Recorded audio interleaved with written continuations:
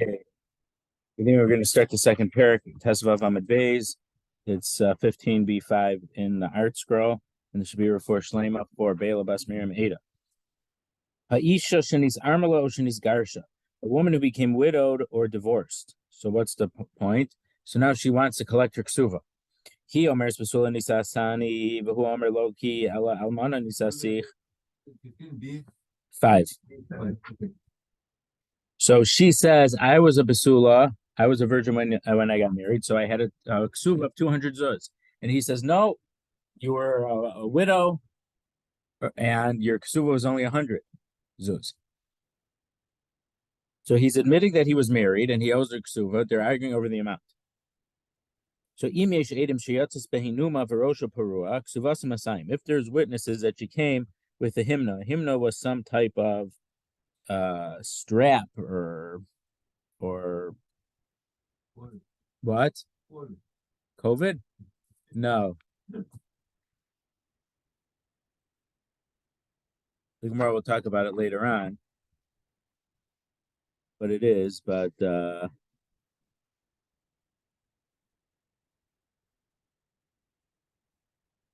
either that we'll see that they either came out with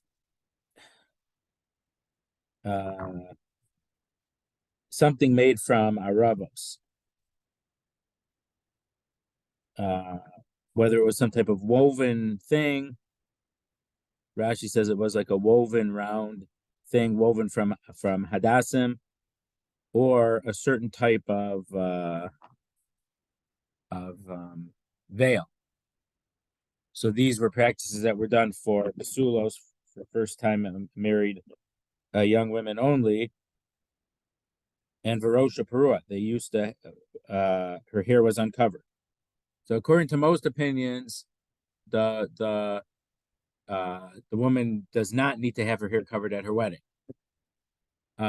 If she was the Gemara actually, it's later on. It's like Daf Pei, which is a while away for us. But according to Moshe Feinstein, he learns two different. There's two possibilities based on a Rashi later on in Kesuvos. Whether it's the custom of Jewish women to have their hair covered, or if it's some type of positive thing.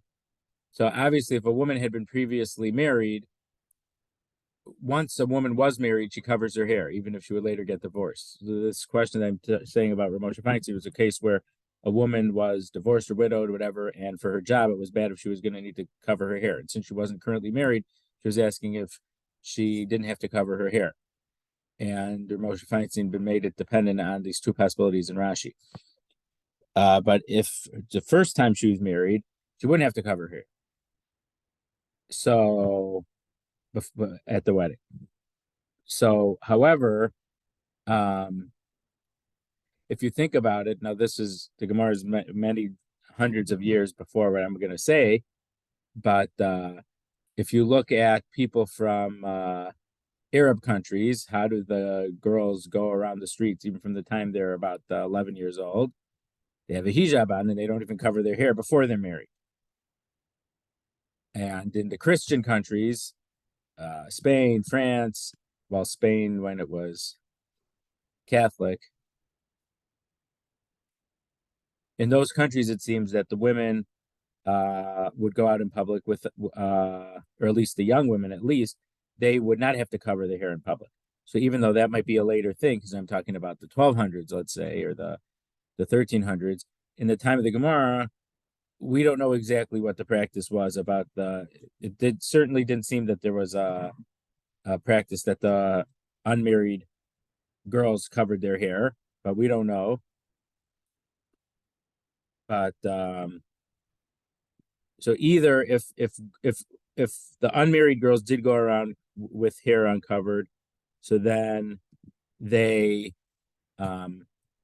this case they had a way that the girls the Kala's hair for her first wedding was in a special way, or if, and this is a little bit harder to fathom, if all women of that age would go around with their hair covered. Specifically for at the wedding, they would uncover her hair. It just sounds a little bit unusual, but whatever it is, there was some type of practice that for a basula who got married, her hair would be out in a way that wasn't usually out. So if there are witnesses who said her hair was out like that, that's enough to show that she was married as a basula, and her Kesuvos 200 zuz. And the Gemara is going to ask, well, why don't we just check the Kesuva? So we'll get to there soon, why they're not looking at the Kesuva. Rabbi Yochanan ben Baroka Omer Af Chilu Kloyos Raya. Rabbi Yochanan ben Baroka says also giving out toasted wheat is also a proof. So the Rashi says that they used to take kernels of wheat, or maybe even maybe not individual kernels, maybe parts of a stalk, and they would roast it in an oven, and with the dry heat it would become Swedish, a Swedish tasting thing, not IKEA Swedish, but sweet-ish. And they used to give that out to the kids at the wedding of a basula. So if people remembered that they gave these toasted current witnesses remembered that at her wedding, that's also enough of a proof to say that she was a basula, and her ksuba was 200 zuz. Umoda Rabbi Yeshua, and now this phrase is a little strange. Rabbi Yeshua agrees, but Omer l'chavero soda zusha lavicha haiso l'kachtia hemenu shehu nema. Rabbi Yeshua agrees that if someone tells his friend, this field used to be your father's field, but I bought it, this person is believed. So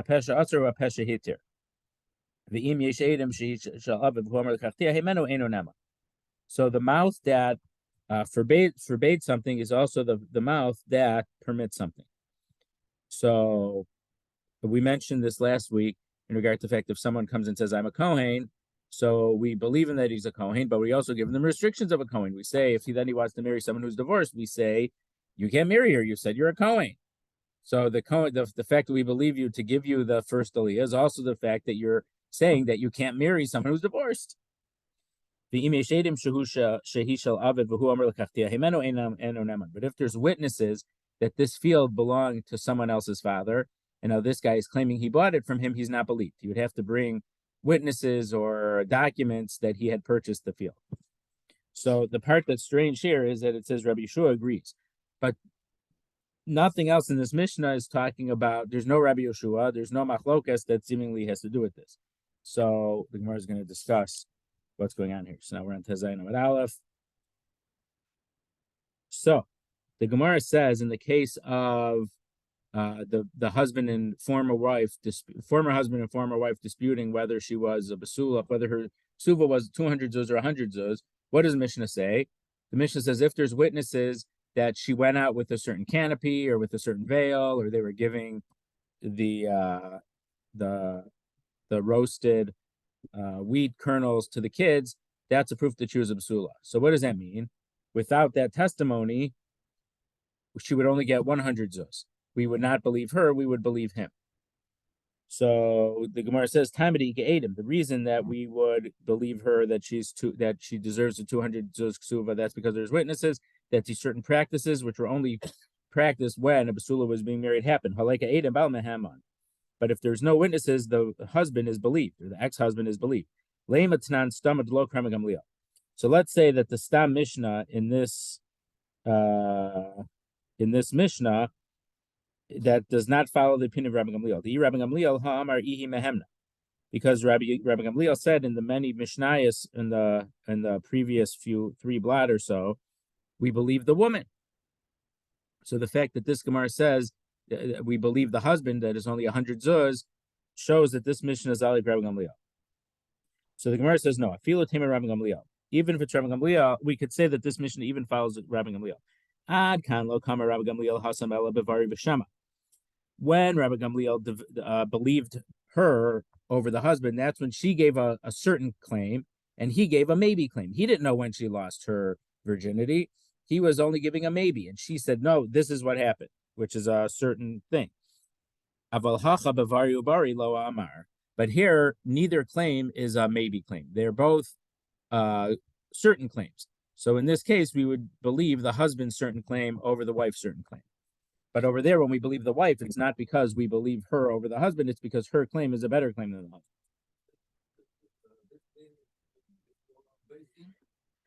Yeah, meaning she comes to Basin and wants to collect her ksuva, and he's saying, yes, I owe her, and I'll pay her the 100 just that she deserves. And she says, no, no, no, I was a psula, I deserve 200. So they're arguing over the amount. Right. So you would need two witnesses. Who says they were married for 60 years and you need witnesses from 60 years ago?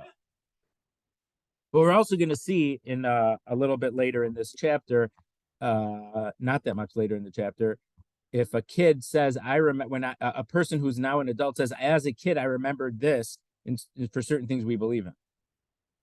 So we'd get a little bit better, but not that much better help.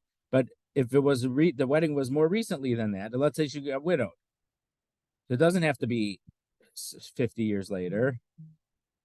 They didn't have good medicine, modern medicine back then. Someone got an infection, they could die from it, chas v'shalom. Not that they should. So whatever. There were other reasons why they could have had to, and there could have been plenty of witnesses, not plenty, but enough witnesses that they could say if she was a basula or not a basula. Then there's a story, the Chafetz Chaim, when he was very old, probably in his 90s already, he didn't have a passport, and he wanted a passport to go to the Aguda's meeting. So the Tsarist official, whatever, said, sure, you can get a passport. Bring two witnesses that can testify the day you were born. You'll get a passport. So I don't think the Chafetz Chaim got a passport, though. In those days, you could tell anyone, you could have people go, and they weren't going to check in too much, I don't think. But that's the story they say about the Chafetz Chaim.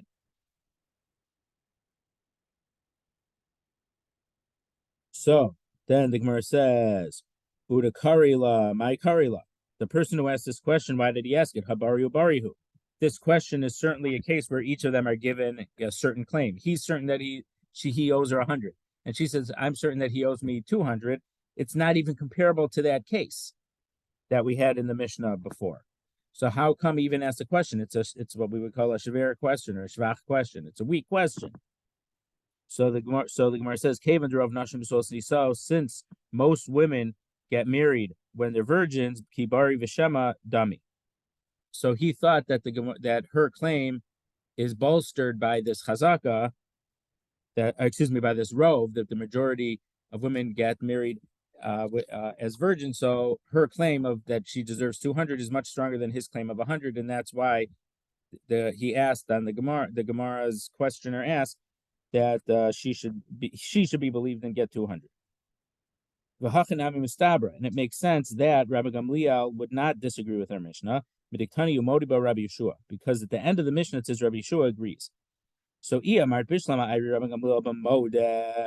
if we're talking about that the first part of the Mishnah is Rabbi Gamliel, and that Rabbi Gamliel would be agreeing to Rabbi Yoshua. Remember, Rabbi Yoshua kept saying, we don't believe her, we believe the husband until she brings a proof.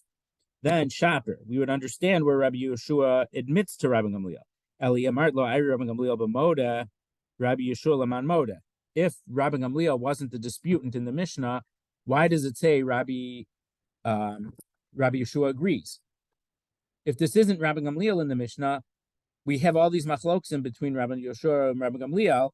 If the first part of the Mishnah wasn't Rabbi Gamliel, the whole Mishnah doesn't make sense. Where are we bringing in Rabbi Yeshua from? So rather, we have to say that it is talking about Rabbi Gamliel. But then the Gemara says, "Misav Rabbi Yeshua Hyperkinkoi." When it says Rabbi Yeshua agrees to Rabbi Gamliel, do you think it's on this particular din from this Mishnah? Now, this is the first Mishnah of the second parak. Do you think it's talking about the Mishnah of this parak? Megu coin. No, he's talking about an argument about a megu. Remember, the megu was where you gave a certain claim which wasn't as good as the claim you could have given, and the fact that you didn't give the best claim you could have, that gives you more believability. So I called it the supercharger of a claim. It's not that the claim is so good, but you have a supercharger.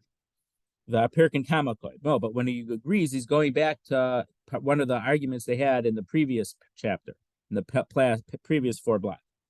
So which machlokas between Rabbi Yeshua and Rabbi Gamliel are we talking about? If we're talking about the following Mishnah, if she was pregnant, and we said, what's the status of your the fetus inside you. May point of a coin who if she says from so and so who is a Kohen, or Rabbi Gamliel, Rabbi Elazar, Omrim Nemanes. Rabbi Gamliel and Rabbi Elazar say we believe her, and the kid is a Kohen, and she's also, well, if she was widowed and not divorced, she could marry a Kohen. Rabbi Yeshua and Rabbi Yeshua says we don't live from her, we don't believe her unless she brings testimony. We have to assume that it's a mamzer. So unless she has witnesses, so the Gemara says Hasa my migo ego. In that case, there is no megu. Hare kresa ben shineha. Her stomach is sticking out. We see that she's pregnant, so she can't deny that she's pregnant. We know that there's a pregnancy. So the fact that she would have stayed in a state of being allowed to marry whoever she wants, we know that that's not true. So Megu wouldn't help there because there's a massive credibility gap in her claim. We know that she's not a basul anymore for sure, because otherwise she wouldn't be pregnant. The elaha. So if you say it's on this Mishnah,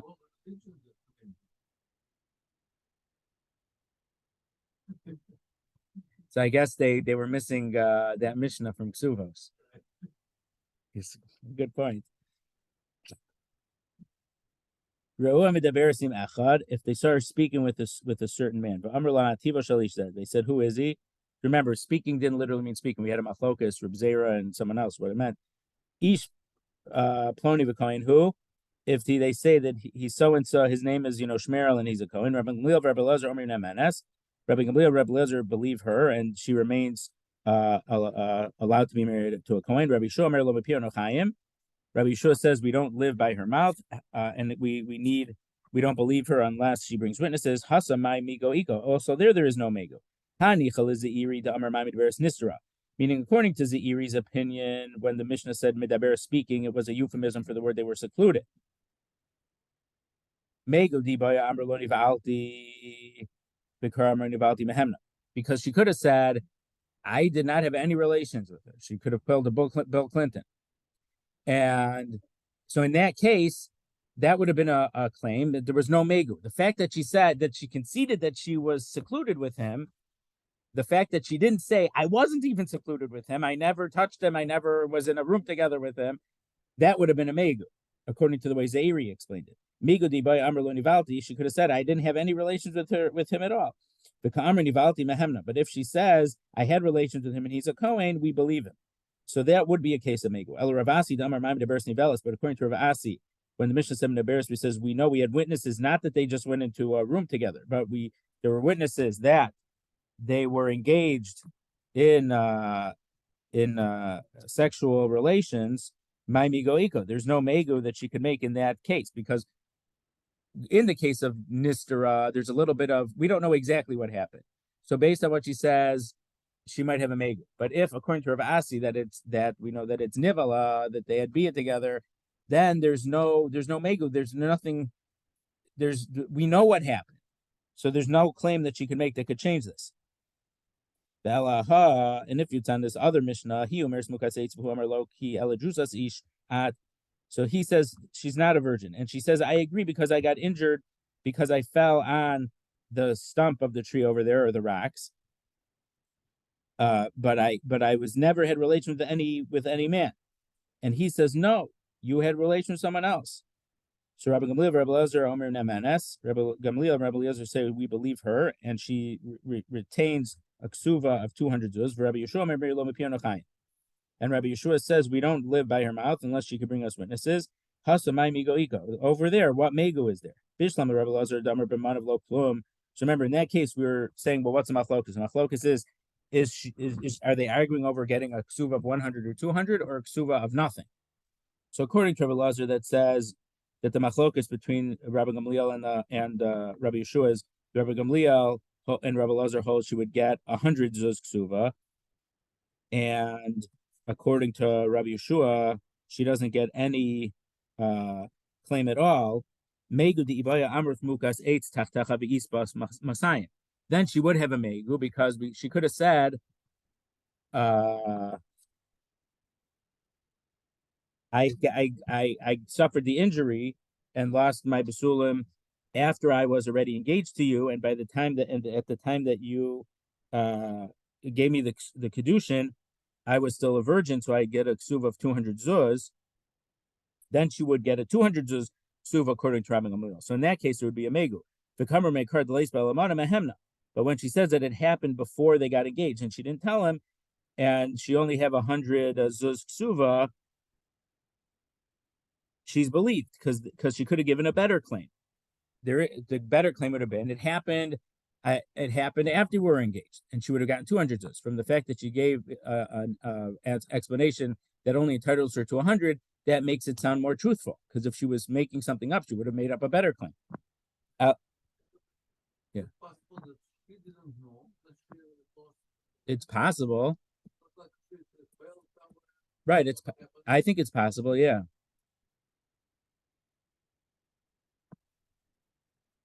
El Rabbi Yochanan the Amr ben Masai Mumana, but according to Rabbi Yochanan, who says a machlokas between Rabbi Gamliel and Rabbi Yeshua is either to get a ksuba of 200 versus 100. My migo iko. There is no megu. There is no better claim that she could have made. If she says mukas 8, she's 200, but that's the best claim she could have made. It's not a second best claim that she could have made. So again, there's no megu there. So we found two cases where, according to one Amora, there could be a megu according to the Mishnah, but it's not according to everyone. Ella aha. Rather, it has to be on the following Mishnah. If someone got married to a woman and found that she did not have the hymen, meaning there was no blood when he consummated the marriage. So she says, I was raped after we got engaged, after you gave me the ring, and it's a case of bad luck for you, just like you bought a field and then it flooded, and so it ruined the field. No, and he says no. You may have been raped, but it was before we got engaged, and you didn't tell me, and I wouldn't have gotten engaged to you anyway if I would have known. Rabbi Gamliel says we believe her, and she gets a full ksuba. Rabbi Shomer and Rabbi Shua says we don't live by her mouth until she brings us witnesses that that's what happened. The Megu current Rabbi Gamliel is she could have said no. After it didn't happen from a rape, it happened from an injury with the tree stump, and it happened after my engagement. In that case, according to Rabbi Gamliel, she would get 200, but she had never had relations with a man before. If she was raped, then it was relations. Because what's the difference? How come the claim of being raped is not as good as the claim of being injured by mukas eitz? If she would have said she got injured by the tree, she's still allowed to marry a Kohen. Once she was raped, presumably by someone not kosher, and we knew that it was someone not kosher, because it goes back to the Mishnah we saw last time about the Kronos Shel Tzipori. When she says that that's what happened, now she becomes forbidden to marry a Kohen. So by her statement of saying that I was raped, she is now disqualifying herself to marry a Kohen. So because she's making not the best possible claim for herself, that gives it an aura of authenticity, and that we believe her. So that's Megu. But because she says I was raped, and because of that, she is not allowed to marry a Kohen. Rabbi Gamliel, Rabbi Yeshua, and Rabbi Eliezer believe her. Become Rabbi Yeshua, Rabbi Gamliel. Rabbi Yeshua said to Rabbi Gamliel, "B'hai megu daham odinulach, b'hu megu dahasam pliginulach." So in that case, Rabbi Yeshua still argues with you. But in this case, when the person says, "This field used to be your father's, but I bought it from him," that case is a stronger megu. Rabbi Yeshua agrees. In that case, we believe the person with the megu. Now, what could have said? He could have. He didn't have to say anything. He was living on the field. He was working the field. There was no reason to believe that the field wasn't his. Once he said it used to be your father's, but I bought it, he's the one who introduces any doubt into the status quo of him owning the field. So because of that megu we're saying is strong enough. Rabbi Yeshua agrees that megu is strong enough to believe him. So michdi hai megu v'hai megu, maishna hai megu mehai megu. So the Gemara says this is a megu in this case about the field. That's a megu over there about her status. How come Rabbi Yeshua? What's different about this case that Rabbi Yeshua believes this megu, but he doesn't believe the megu of the case where she says that she was raped, and he said, no, you were. It was before we got engaged. So the Gemara says, "Hacha ein shor shachal lefanecha, hasam harei shor shachal lefanecha." There was no axe that was dead in front of you, here, there's no axe that's dead in front of you, but there is. So what does it mean? So according to Rashi, it means that in the case here of our mission about the field, there was no suspicion of anything else. So the fact that he said it gives it authenticity. But there, in the previous mission, we know that she wasn't a basula. We knew that something was up. There was no blood from the consummation of the marriage. So once there was something suspicious, the megu, Rabbi Yeshua, doesn't feel that megu is strong enough. Well, that's not exactly what Rashi says.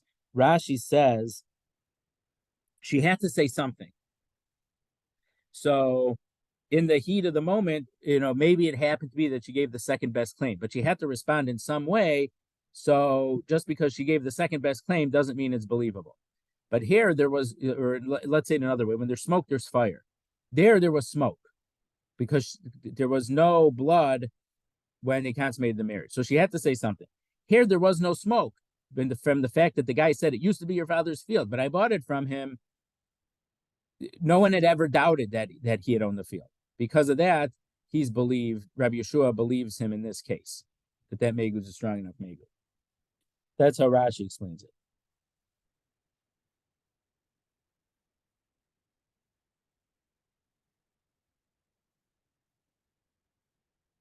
The Re in Tosfos gives a different explanation.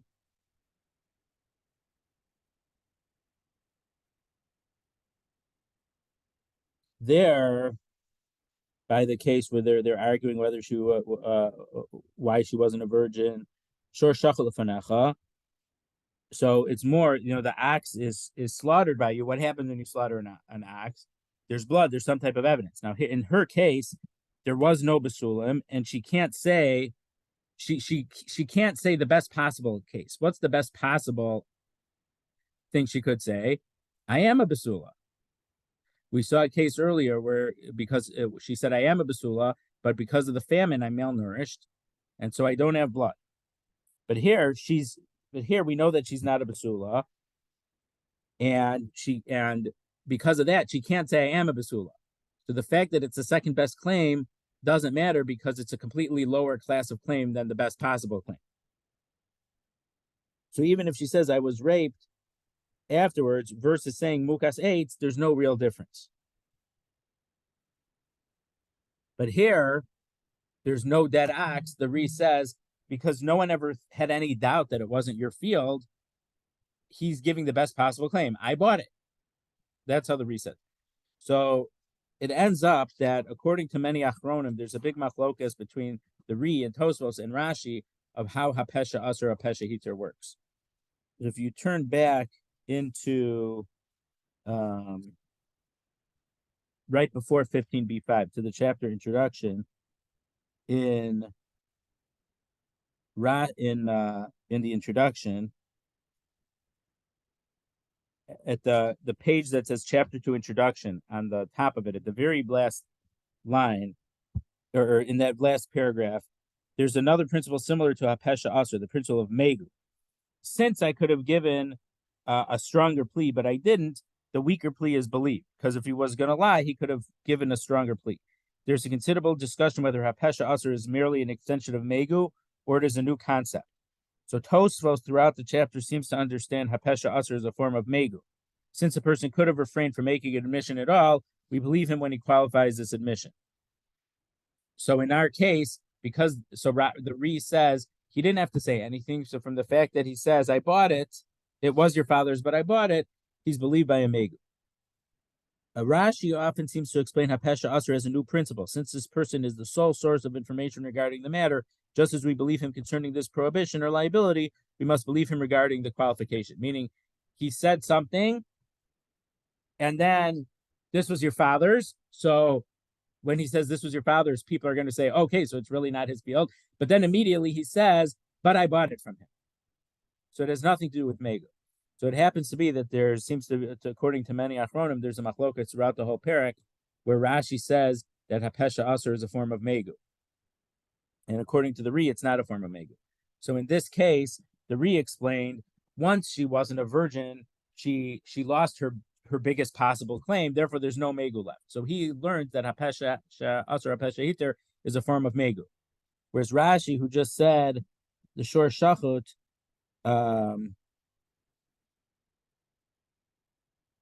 that in our case, the guy says the field was your father's, but I bought it.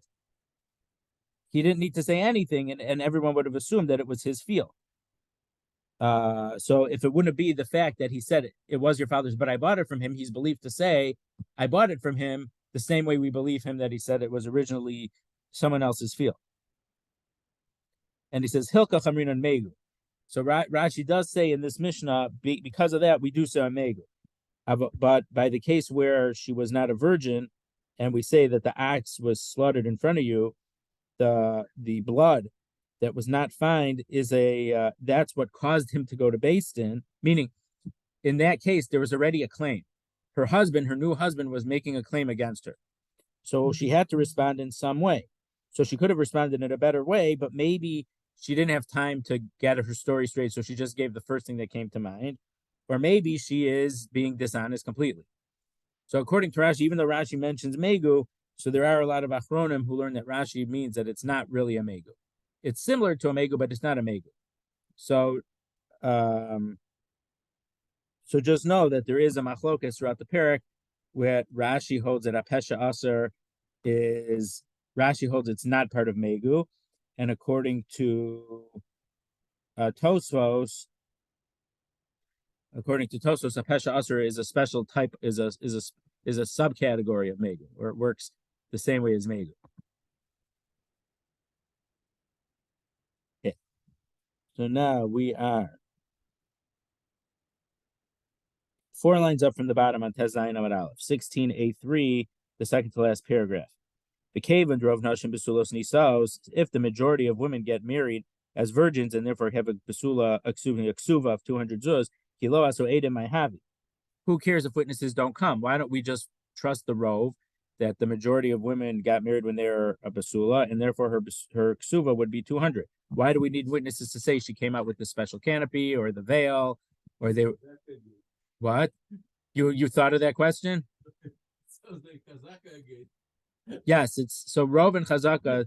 They're and we're gonna just wait a minute until we get both in the same sentence. Just hold your breath for another half a minute. We'll see them both in the same sentence. So the Gemara says, Mishum de ikalamema rov nashim besulas nisaos. Ravina says that while you could say the majority of women get married as a basula, miud almanos, and only a minority get married as a widow or as a divorced, b'chalanises basula yesh lakol. But it's also true that anyone who got married as a basula, people know. People know that she was a basula. So if in this case it seems that there was no common knowledge that she was a basula, so therefore that fact, the fact that people know, was in contradistinction to that rove. So we can't believe the rove when there was a lack of another supporting piece of evidence. Now, nowadays, there is no really call about these things. But in the time of the Gemara, there seems that there was some type of... So, if you look actually in the last paragraph of the article says it was an extra special happy event when a basula got married, and that's why they had these extra practices of the special canopy or the special giving out the stuff for the kids. For whatever reason, it was extra special, so that's why it was more well known.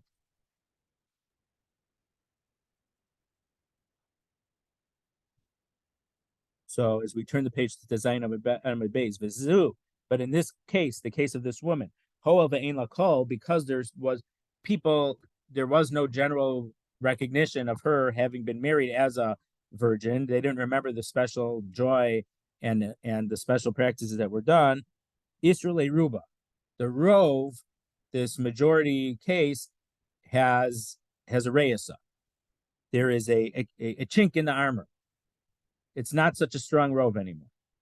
Because if it was rove, it would have been collaborated or corroborated by the people's in general's remembrance, even if it wasn't a full testimony. So now, but we can't rely on the rove since it doesn't have this piece of corroborating evidence. So then the Gemara asks,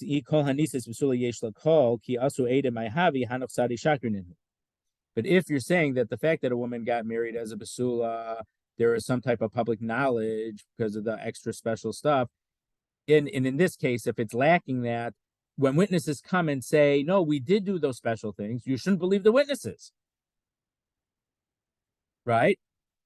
If what they're saying is true, we should have some type of public knowledge, so everyone remembers it. But if no one remembers it at all, that's a piece of evidence that they're not telling the truth. So how can we believe the witnesses?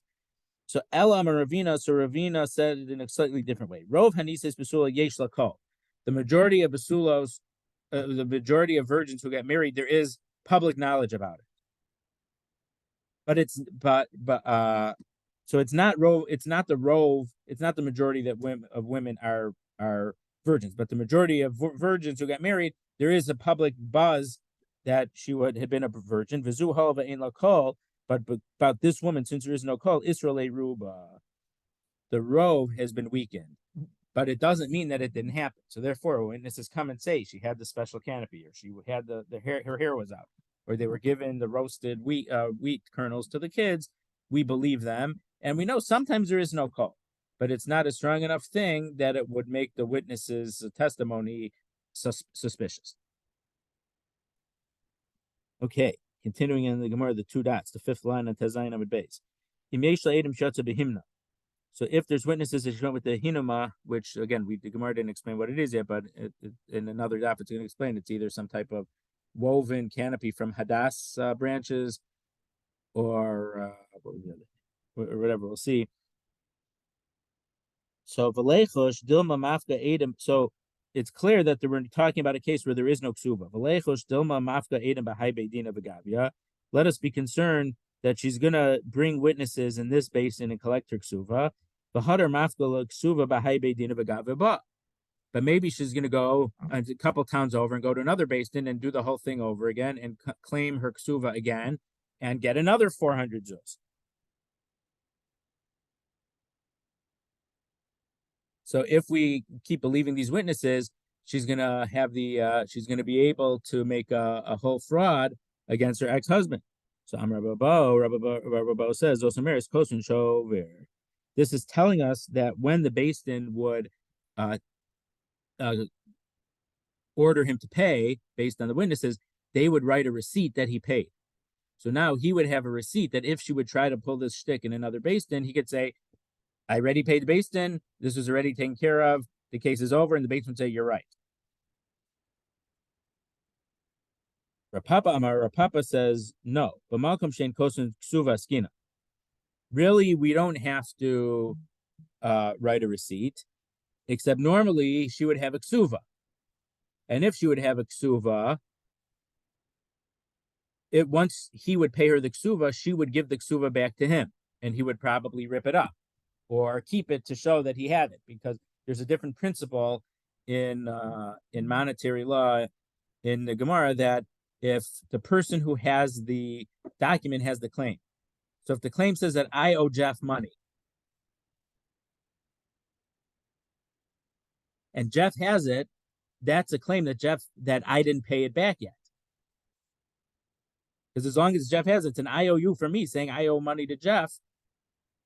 If he has it, he could bring it out to any basin and say he has it. But once I would pay, I wouldn't let him keep it, because then he'd go to another basin. So as a matter of general course, once I would pay it, he would give it back to me. And if I have the IOU that says I owe him money, clearly I don't owe him the money, because if he lent me the money, I would have to given him the IOU. The fact that he doesn't have the IOU anymore shows that the loan had been paid back. But Rav Papa says that this is a case b'makom shein kosum ksuva skinan. This is a place where they didn't actually write a written ksuva. So since she doesn't have a ksuva to go to Beis Din, it's not such an easy thing for her to make a fraud and go to multiple Batei Din and try to collect her ksuva several times.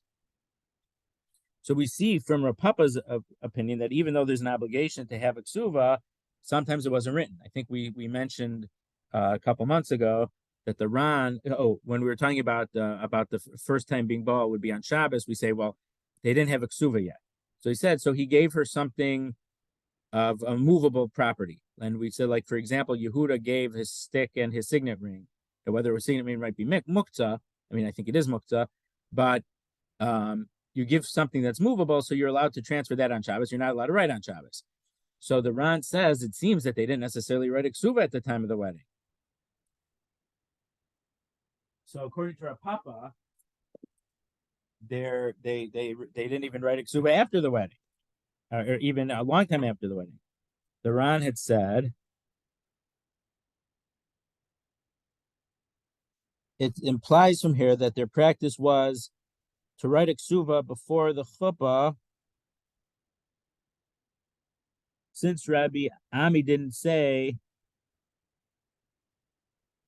if they would have written a ksuva when it was. So according to him, they would write a ksuva, but it wasn't necessarily right at the beginning.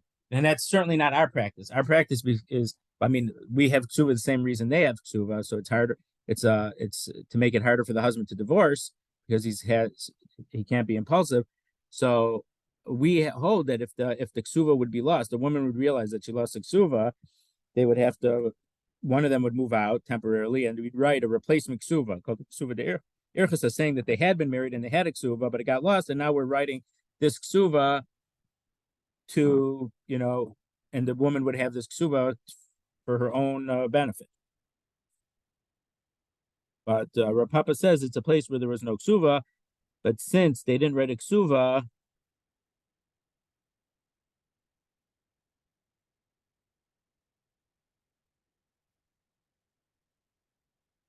and so because of that, we're not worried that she's going to collect multiple times. The Ika Masi La Brisa. Some mention that this machlokas between Rabbi Bo and Rav Papa was on a following Brisa. If the ksuvasa, if she lost her ksuva, hitmina ksuvasa, or she hid her ksuva, it seems she hid it in front of people. She hid it, but now she can't find it.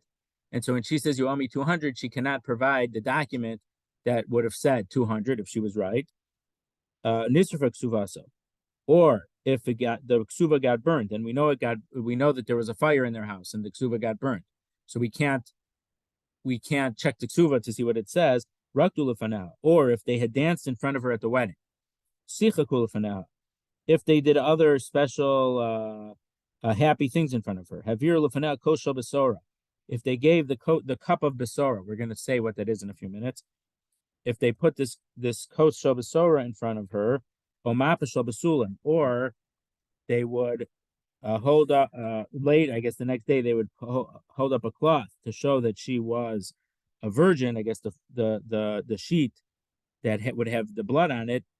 So those were all things that were done for a basula.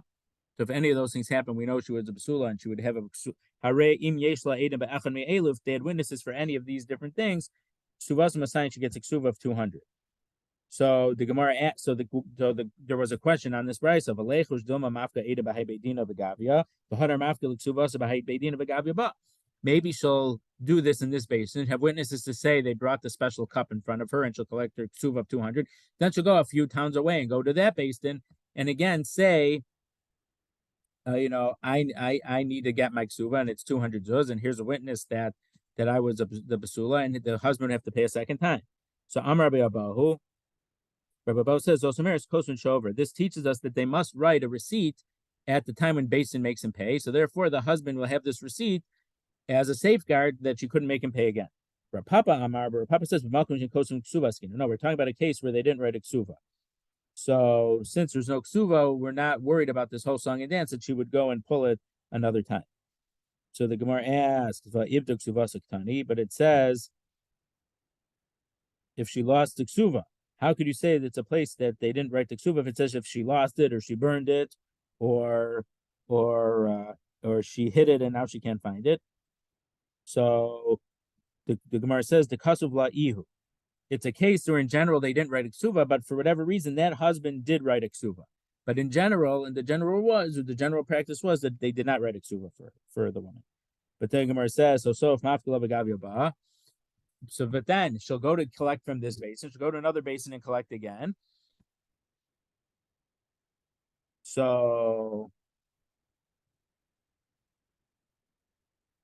if he has a ksuva, or if there's a ksuva,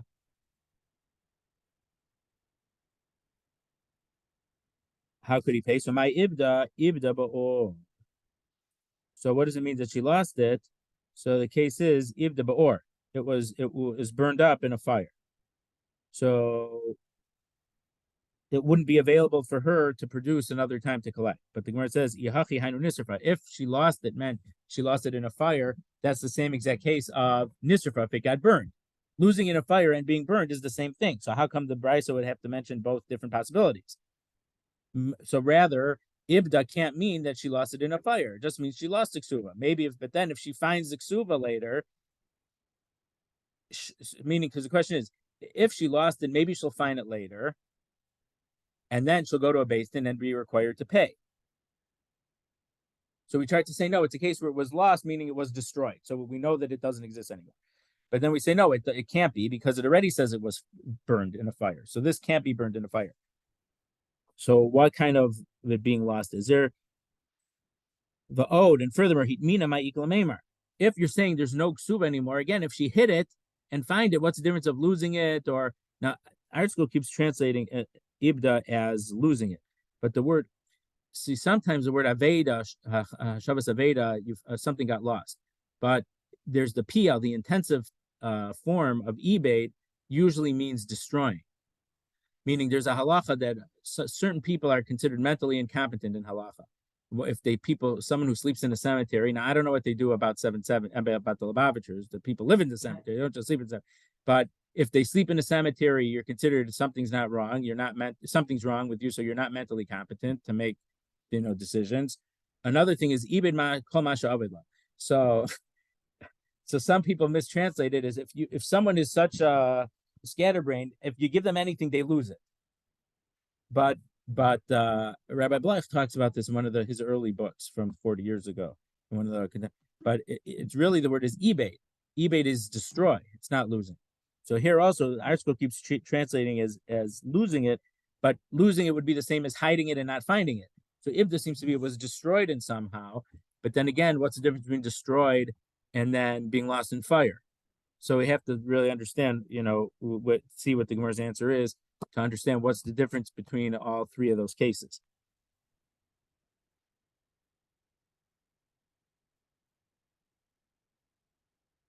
The ode hitmina my ikla memar. In the case where she hit it, what can you say? The ksuva's there, but she doesn't know where it is. Maybe she's going to find it later and then collect it again. V'su ibda lamali. And if it was lost, the case of hiding it and not finding it is not different than losing it. So what are the different cases of ibda and then burning it and then she hit it and can't find it? Ella. So we can't. Papa's opinion is that we're talking about a case where there's no ksuva. Here there clearly was a ksuva. So Ella kal ibda ki mina b'fanenu dam. When she says it's lost, it's as if she hit it in front of us. So we know that it exists. And therefore we're not going to give it to her. Ada amri edem nisra ksuvasa. We're not going to give her any payout until witnesses say it got burned in a fire and really she was owed the ksuva. Man the Masila Braisa, the one who explained the machlokas between Rav Papa and Rabbi Bahu, on this Braisa about it got lost or burned or they were dancing in front of him, Kol Shekena Masnisin, they would certainly apply it in the case of our Mishnah. Umad the Masila Masnisin aval Braisa lo kikushya. But the one who said the machlokes between Abai and Rabbi Bo was on our Mishnah, they wouldn't necessarily apply it to the Brisa because we just had this series of questions that it doesn't make sense according to Rabbi Bo according to Rav Papa, that it's a case where they didn't write a ksuva because of the questions that we had. Okay, let's continue a little bit more. Two dots. So Valechos Dilma Mafke Eda Himnu Bahai Basin Bagavia Hadar Mafke Eda Himnu Basin Achrina.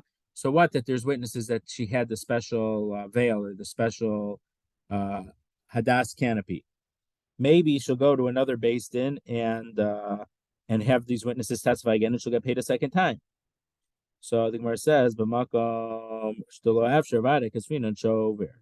When there's no other, um, when there's no other alternative, they definitely would have had to write a receipt, and so the husband will have this receipt that he had paid a ksuva.